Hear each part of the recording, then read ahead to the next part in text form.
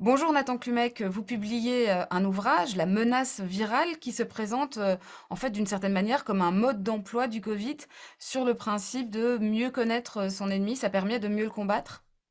Oui, tout à fait. Ce qui m'a décidé à me lancer dans cette entreprise et écrire ce livre, c'est que, au fond, depuis le début, nous sommes confrontés à beaucoup d'opinions. Beaucoup de gens ont une opinion sur ce qui se passe, sur le virus, sur la pandémie, sur la manière de lutter. Et ce que j'ai voulu, c'est leur offrir la possibilité d'avoir une vraie connaissance. Et donc, j'aborde effectivement différents sujets, mais basés sur des connaissances, basés sur des articles scientifiques, basés sur des choses réelles. Et, et voilà. Et donc, c'est ça, en fait, ce que vous appelez un mode d'emploi.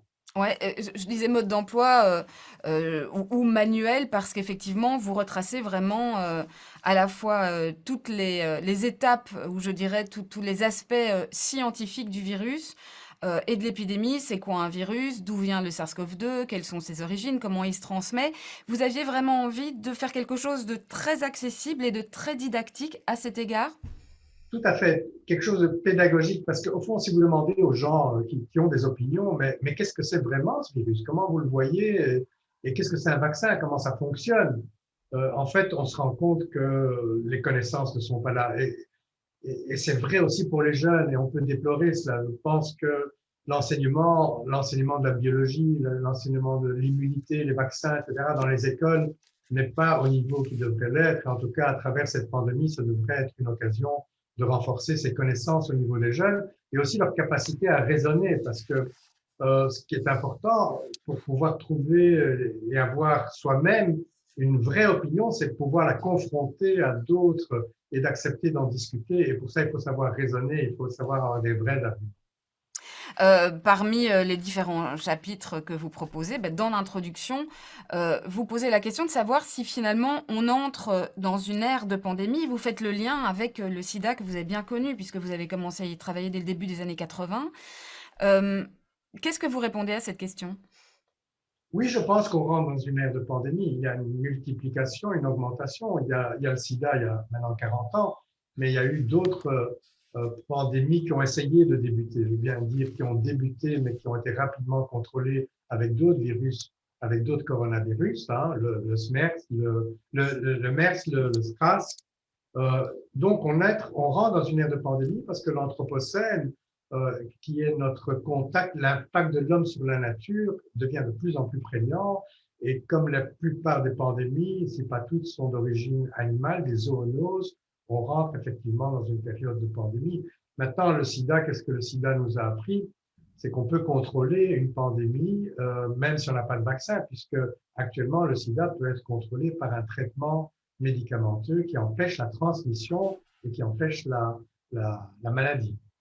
À côté des aspects scientifiques, vous abordez également une série de questions de société qui ont alimenté des débats maintenant depuis 2 ans. Vous consacrez notamment un chapitre à la culture, à la manière dont la culture a été traitée pendant cette pandémie. Pourquoi? Pourquoi sur la culture? Et quel est votre avis d'ailleurs sur la manière dont on a traité la Oui, culture? donc pourquoi sur la culture? Parce que je pense que la culture contribue au bien-être psychologique des gens, au bien-être en général. La culture, c'est important. D'ailleurs, c'est pas un hasard, c'est toutes les dictatures meurtrières, la première chose qu'elles font, c'est éliminer la culture. Et Donc la la culture culture, a été maltraitée, selon vous, alors la pendant cette culture, pandémie? je ne pense pas que l'intention était de maltraiter la culture. On n'est pas dans une dictature, donc l'intention n'était pas de maltraiter. Mais dans les faits, il y a eu une maltraitance dans la mesure où on a mis sur le même pied des situations qui ne le valaient pas. On n'a pas considéré un risque relatif. Encore aujourd'hui, les mesures qui sont prises mettent sur le même pied des salles de spectacle qui ont 2000 places et des salles qui en ont 250. La jauge est à 200 pour tout le monde. Et donc, en faisant ça, on a entendu les directeurs de salles dire, nous ne pouvons pas faire un spectacle dans une salle de 2000 places avec 200 personnes, nous allons à la faillite.